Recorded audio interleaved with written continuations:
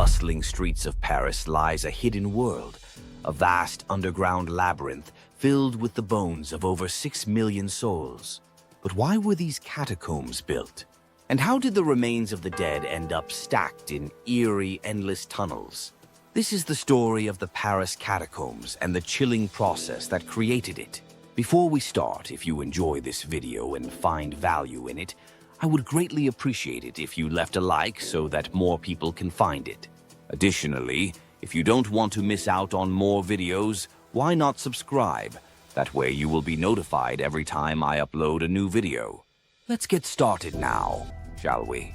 The establishment of the Paris catacombs represents a significant infrastructural achievement of 18th century urban planning. During this period, Paris confronted an unprecedented public health emergency stemming from the severe overcrowding of its cemeteries, most notably the Cemetery of the Innocents.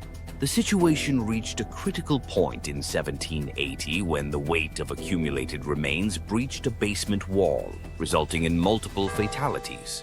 In response, the Lieutenant General of Police, Alexandre Lenoir, proposed an innovative solution to transform the city's subterranean landscape. The administration undertook a massive project to transfer the mortal remains into the vast network of abandoned limestone quarries beneath the city's left bank. These quarries, which had previously supplied the building materials for Paris's architectural monuments, were systematically converted into an elaborate ossuary beginning in 1786. This municipal undertaking not only addressed the pressing sanitation concerns, but also facilitated the expansion of the rapidly developing metropolis above ground. Workers conducted these transfers exclusively during nighttime hours, with processions of black-clothed wagons transporting the remains under the supervision of priests who performed ceremonial rites. The relocation of remains to the Paris catacombs encountered numerous significant challenges that complicated and prolonged the operation. The primary engineering difficulty stemmed from the inherent instability of the limestone quarries, which had been haphazardly excavated over centuries. Multiple tunnel collapses occurred during the initial phases, requiring extensive reinforcement work and the creation of supporting pillars before transfer operations could proceed safely. The quarries also suffered from frequent flooding due to groundwater infiltration, necessitating the construction of complex drainage systems and water management infrastructure. The public health challenges proved equally daunting. Workers faced severe health risks from exposure to decomposed remains and associated pathogens, particularly when excavating the oldest sections of cemeteries where bodies had been interred in mass graves. Several workers succumbed to diseases contracted during the early stages of the project, leading to the implementation of more stringent safety protocols. These included the use of protective clothing, lime treatments for disinfection, and strict procedures for handling remains. The project also encountered significant social resistance. Many Parisian citizens opposed the disturbance of ancestral burial grounds, leading to protests and attempts to interfere with the nightly transfer processions. Religious authorities expressed concerns about the propriety of moving consecrated remains, requiring careful diplomatic negotiations and the consistent presence of clergy during transfers to maintain theological compliance. The scale of the operation itself presented logistical challenges. The sheer volume of remains, estimated at 6 million, required careful coordination of workers, transportation, and storage space within the tunnel network.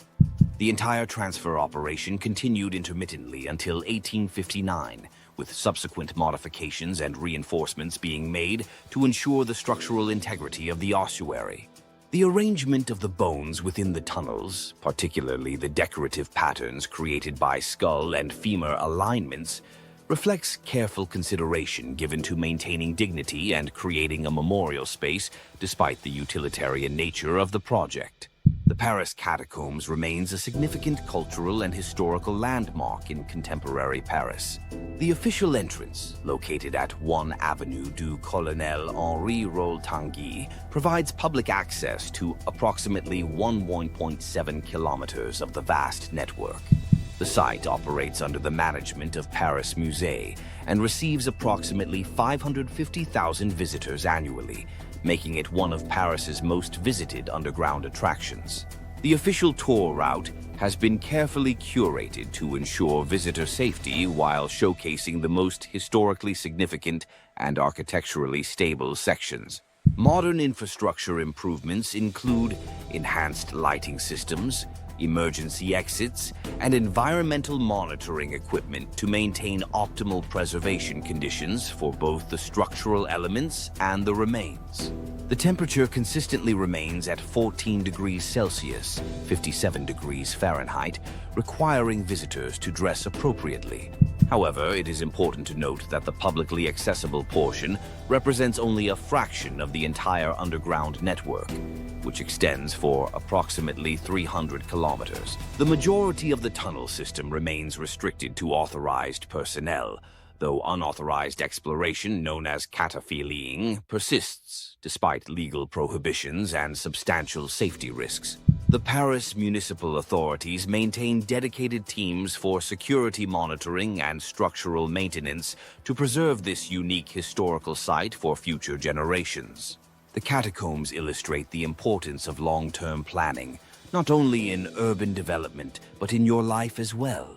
The crisis that necessitated their creation arose from years of short-sighted cemetery management, demonstrating how delayed solutions to growing problems often result in more complex and costly interventions. This offers a compelling parallel to modern urban challenges, from waste management to infrastructure development.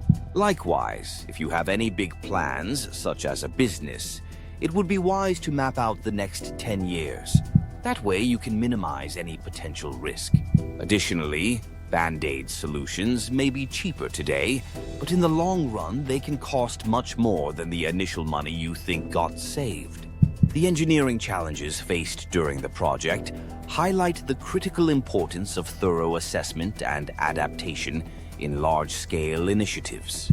The initial setbacks and subsequent improvements in safety protocols and structural reinforcement demonstrate how learning from failures and adapting accordingly can lead to successful project completion. Until next time, let's all learn from history together and apply those lessons to our lives.